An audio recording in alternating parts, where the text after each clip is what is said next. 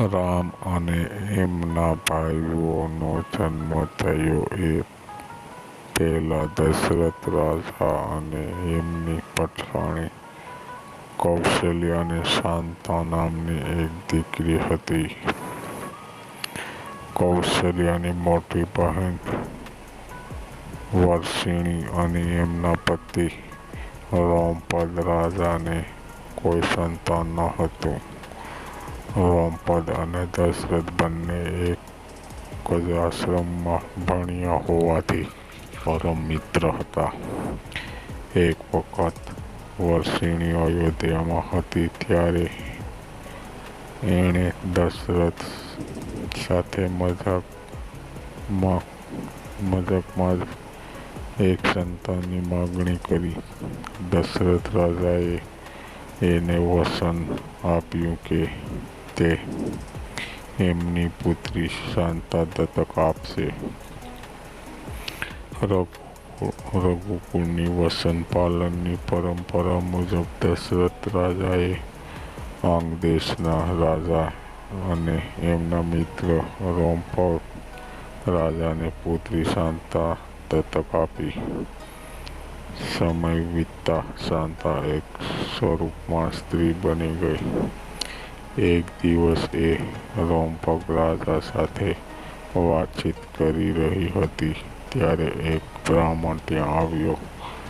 એણે વર્ષાઋતુ દરમિયાન ખેતી માટે રોમપદ રાજા પાસે મદદ માંગી.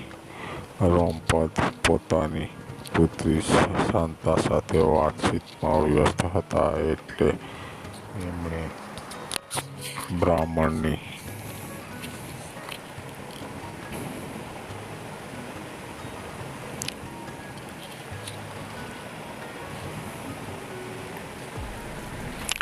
અવગણના કરી. આથી બ્રાહ્મણ એમની રાજ્ય છોડી જતો રહ્યો. પોતાના આ બ્રાહ્મણ ભક્તનું આવું અપમાન થયેલું જોઈ મેઘરાજ ઇન્દ્ર ઘણા ગુસ્સે થઈ ગયા. એમણે રોમપદને સજા કરવાનું નક્કી કર્યું એટલે એ વર્ષા ઋતુમાં અંગ દેશમાં વરસાદ ન પડ્યો.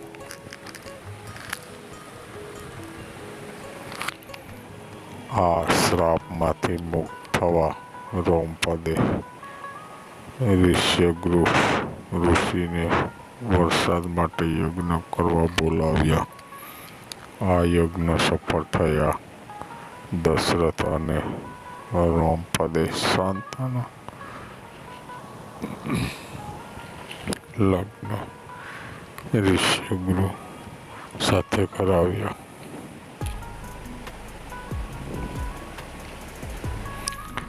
હજી સુધી દશરથે કોઈ વારસદાર ન હોવાથી એમણે ઋષ્યગૃહને એમના માટે પણ યજ્ઞ કરવા બોલાવ્યા.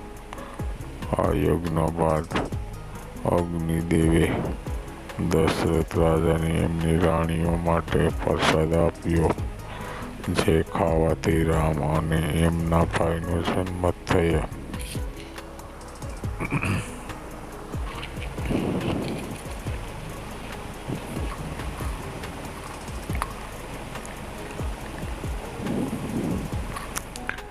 રામ વિષ્ણુનો અવતાર ગણાય છે. ભરત અને શત્રુઘ્ન એમના સુદર્શન ચક્ર અને શંખ ગણાય છે. લક્ષ્મણ શેષનાગનો અવતાર ગણાય છે. શેષનાગ એ વૈકુંઠમાં વિષ્ણુની બેઠક છે. લક્ષ્મણ રામના નાના ભાઈ હોવાથી એમને હંમેશા રામના હુકમોનું પાલન કરવું પડ્યું. આથી એમને મોટા ભાઈ તરીકે જન્મ લેવાનો હતો. એમની આયુષ્ય પૂરી થઈ જ્યારે એમની શ્રી કૃષ્ણ પૂરી થઈ જ્યારે એમણે કૃષ્ણના મોટા ભાઈ બલરામ તરીકે જન્મ લીધો. કૃષ્ણ વિષ્ણુના અવતાર ગણાય છે અને બલરામ શેષનાગના અવતાર ગણાય છે.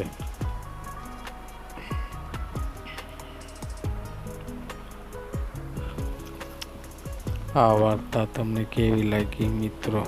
જો તમને વાર્તા સરસ લાગી હોય અથવા ગમી હોય તો ચેનલને સબસ્ક્રાઈબ કરો, વિડીયોને લાઈક કરો